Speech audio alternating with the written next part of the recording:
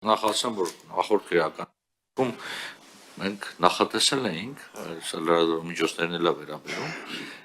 ծանր վիրավորանքի անցակազմը, որը ըստ էության հանգում էր նրան, ինչը տիկին գլխավոր դատախազը անվանում է վերբալ ագրեսիա, որը շատ դեպքերում, ես խնդրեմ, որ դուք սրան էլ անդրադառնաք, շատ դեպքերում հանցագործության ծագման հիմք հանդիսանում։ Պարզ հայհոյանքից սկսվում է դանակահարություն։